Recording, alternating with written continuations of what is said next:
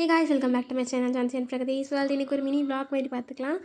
இது வந்து என்னென்னா நான் காலேஜ் கிளம்பிட்டு இருந்தேன் அன்றைக்கி ஒரு நாள். அன்றைக்கி காலம்புற சாங் போட்டிருந்தாங்க. கலெக்டர்லாம் வந்தாங்க, தஞ்சாவூர் கலெக்டர்லாம் இங்கே எதுவும் ஃபங்க்ஷன் போல் மனு கொடுக்கறதுக்காக இது பண்ணியிருந்தாங்க. அன்றைக்கி நான் நார்மலாக கிளம்பி காலேஜ் போயிட்டேன். அன்றைக்கி என்ன டேனா பல் சரி பண்ணியிருந்தேன்னு சொன்னேன் இல்லையா, தையல் போட்டிருந்தாங்க. அது சூச்சர் பிரிக்க போயிருந்தோம். அதுக்கு முன்னாடி மில்க் ஷேக்லாம் குடிச்சிட்டு இருந்தேன். அன்பு ஹாஸ்பிட்டலில் கும்பகோணத்தில் தான் நான் பண்ணிகிட்டு இருந்தேன், இனியன் டாக்டர்கிட்ட.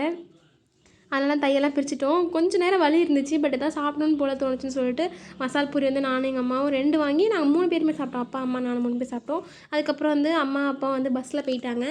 நான் வண்டி எடுத்துட்டு நான் வந்துட்டேன். ரொம்ப அடம் பண்ணி எனக்கு வண்டி வாங்கி ஓட்டிகிட்டு வந்தேன். ஏன்னா அன்றைக்கி சனி போயிடுச்சு, நீ வண்டியே எடுக்காத அப்படின்னாங்க.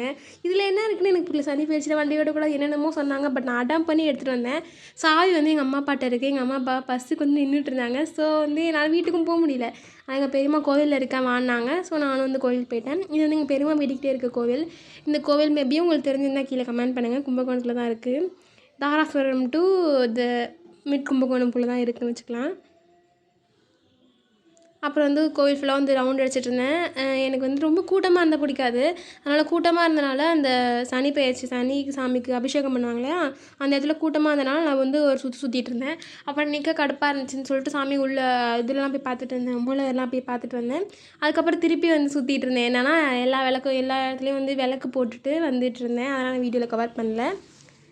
ஒரு 1/2 an hour to ஒரு 45 minutes அங்கே தான் போச்சு. அதுக்கப்புறம் தான் எங்கள் அம்மா அப்பா பஸ் ஏறிட்டு நாங்கள் பஸ் ஏறிட்டோம். பஸ் பின்னாடியே வண்டியில் வா அப்படின்னாங்க. எங்களுக்கு பயமாக இருக்குது, பஸ்ஸு பின்னாடியே நீ வண்டியில் வா அப்படின்னாங்க. சரின்னு பஸ்ஸை விட்டுட்டேன். அப்புறம் விரட்டிட்டு போய் தான் பஸ்ஸை பிடிச்சி பஸ்ஸு பின்னாடியே போயிட்டுருந்தேன்.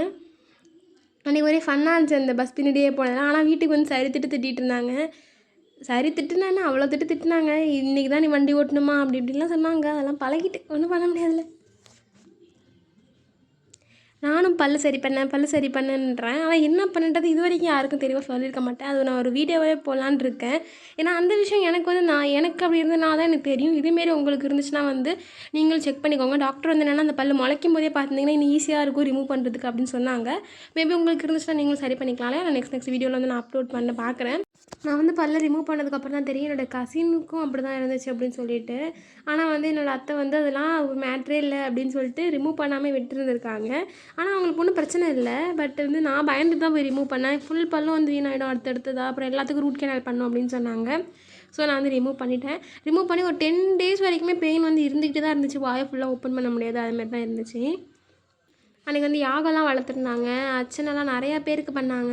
வித்தியாசமாக நிறைய பண்ணாங்க. பட் எனக்கு அதெல்லாம் சொல்ல தெரியல. கூட்டம் செம்மையாக இருந்துச்சு கோவிலில்.